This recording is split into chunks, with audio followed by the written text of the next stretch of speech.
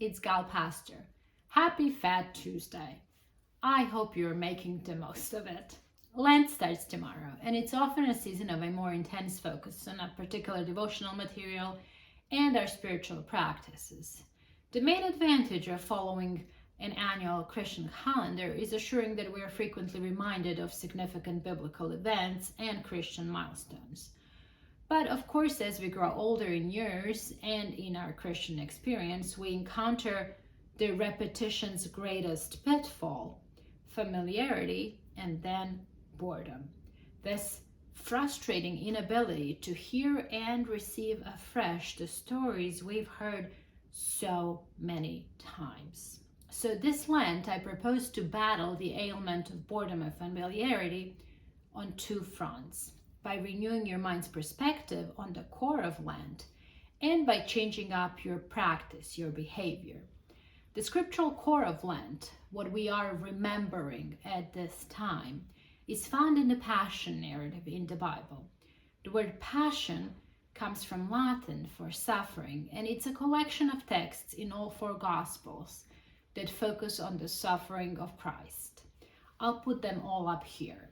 Most commonly understood, those texts begin with Jesus' agony and arrest in Gethsemane and conclude with his burial. Some would also include at the forefront the Last Supper and then the discovery of the empty tomb at the back end as parts of the Passion narrative. I want to draw your attention to the age and the significance of these narratives. I want to convey to you the absolute preciousness of these texts for the church ever since the very beginning. Before the canonical Gospels originated in a written form, the stories of Jesus' arrest, trial, suffering, and death were being told, transmitted, shared widely, and repeatedly. These are the oldest pieces of oral spoken tradition about Jesus that we possess. Not the stories of birth or the details of his ministry, miracles, and healings, but the stories of his suffering and death. Scholars are pretty confident that the Passion story found in Mark's Gospel is the earliest one of all to have survived from antiquity, first in oral and then in written form, where it lives on till it's placed into your hands this Lenten season when you open your Bible.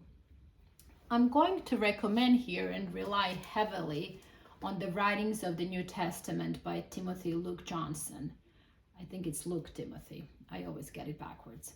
His chapter on Jesus in the memory of the church is just a masterful treatment of origin of the Passion narrative. He explains how these living memories, the stories of Jesus' death and suffering, were transmitted orally through the missionary expansion over the period of 40 years or so preceding the writing of the first gospel. Johnson writes, "The Acts of the Apostles shows how rapidly the message sped across vast geographic areas. Within 7 or 8 years after the death of Jesus, separate communities existed in Jerusalem, Judea, Samaria, and Syria. In 20 years, there were communities in Cyprus and Asia Minor. After 25 years, communities flourished throughout Macedonia, Achaia, and possibly Dalmatia. 30 years after Jesus was killed, there was a Christian community in Rome." These are conservative estimates, and the time frame could be even shorter. So remember, the Gospels are not yet written down. Johnson writes, "Sometimes we perhaps imagine that after the resurrection there was a long period of tranquil recollection in a single stable community, and then, having forged the memory of Jesus into a coherent and consistent form, the church then transmitted it to other lands, languages, and cultures. No, the evidence points exactly in the opposite direction. The first community was from the beginning harassed and persecuted. The message spread was carried out by many messengers and in a variety of social settings through many different means. And yet, the memory with all its details of Jesus' suffering and death persisted.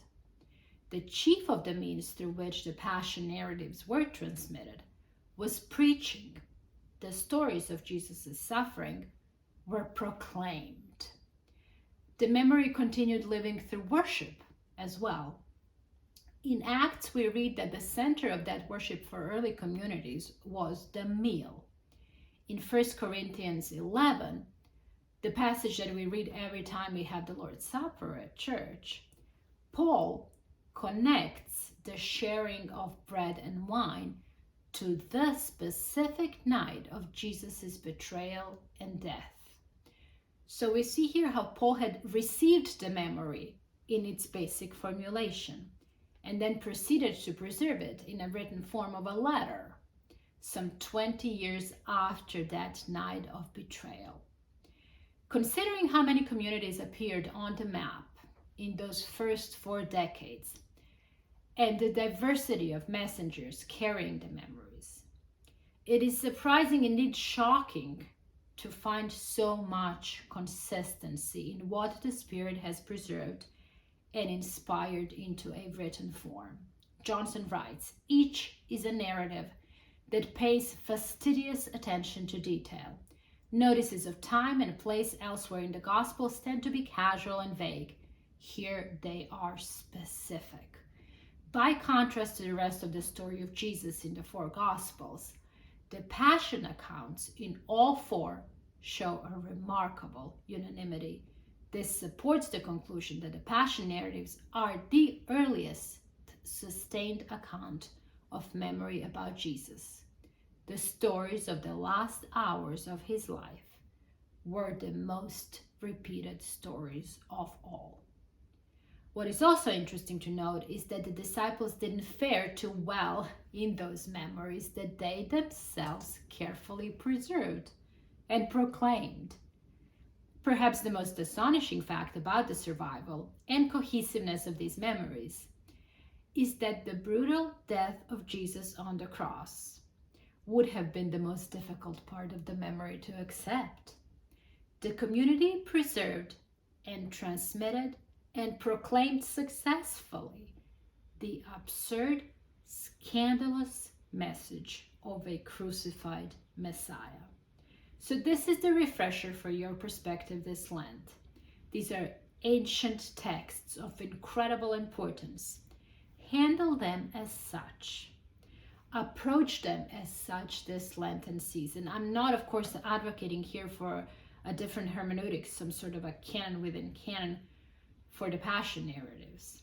I am prompting you to a greater, more informed appreciation of the origin of these suffering narratives, appreciation of their vibrant life, longevity, and power before they were even found in the form of a written word. I want to encourage you to read and ingest the Passion narrative from all 4 Gospels in the next 40 days, noting their differences, varying emphases, but also marveling at their cohesiveness. I also want to suggest that perhaps you inject some freshness in your practice of hearing these stories. What do I mean by that? Do with these texts some of the things that the Church has done with them throughout the centuries. The Passion narrative became the core of the Lenten Christian liturgy. And although I'm going to share some examples of liturgical handling of these texts, mostly for public communal settings, I want to encourage you to consider how you can appropriate any of that creatively in your own family, with your children, or in your small group, or just in your own individual devotion. I'm relying here on Robert Atwell's article, The Passion in Christian Liturgy, in Engaging the Passion. In Christian liturgy, these texts about Christ's suffering were read, dramatized, put to music, or otherwise illuminated by a plethora of creative liturgic elements. I'll give you a few examples and then I'll link some of those in my description of this video. Very early on, the celebration of resurrection was preceded by an all-night vigil, where the Passion narrative was read, followed by a celebration of a meal, a community meal at dawn. In the medieval times, the Passion was set to music. One of the earliest pieces from the 15th century was composed by an English composer, Richard Davy. Settings of the Passion were further developed during the 16th century in Germany, notably by Martin Luther's musical advisor, Johann Walther, whose German Passion was the first to be written in a vernacular language. The Passions of Johann Sebastian Bach in the 18th century, John's and Matthew's, were the peak of this genre. All of these compositions stress the importance of the scriptural witness that describes every detail of Jesus' end-of-life agony. Throughout centuries, different elements were added to the Passion liturgy to enhance the texts by creating a greater liturgical drama. There were the enactments of many of the Passion scenes, the foot washing, the elaborate Last Supper, washing of the altar with hyssop or stripping of the altar in remembrance of the Roman soldiers dividing Jesus' garments, the unveiling of a large cross followed by extensive prayers. Tenebrae services or the darkness services were practiced, the symbolic complete extinguishing of the lights, coupled with an extended meditation on the Passion of Christ. Another development in the late 18th and 19th century was the 3 hours devotion, focusing on the 7 last words from the cross. Perhaps the most famous expression of that is Joseph Haydn's The 7 Words of the Savior on the Cross. His instructions for the performance outlining that the music ought to be dispersed with the reading of the words. Also, Stations of the Cross were developed, the texts of the specific portions of Jesus' sufferings, each accompanied by an artistic depiction. Does your practice need refreshing? Appropriate, adopt, adjust some of these ways of remembering Jesus' suffering and death. Have a foot washing service with your small group or just your partner. Play HAYDN's 7 words as a background to your dinner and then have your kids read the words when every measure is done. Have a darkness service on Good Friday at home. Make a large cross with your kids and bring it into your house during the Lenten season. Set up Stations of the Cross in your house, in your yard, or your cul-de-sac. Organize an all-night vigil or up till midnight vigil and reading of the Passion narratives for your family. And then every time the kids fall asleep, you get to shake them and say, just like Jesus did, "Why are you asleep? Could you not stay up and keep watch?" So many ideas of how to appropriate these liturgical elements in your own devotion. Finally, in conclusion, a word on remembering, which is the goal of our engagement with Passion narratives this Lent. In Johnson's words, remembering here is not simply a mechanical recalling of information from the past, rehashing history.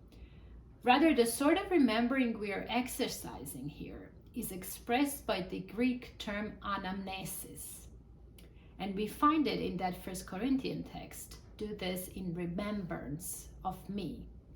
As well in Luke 22.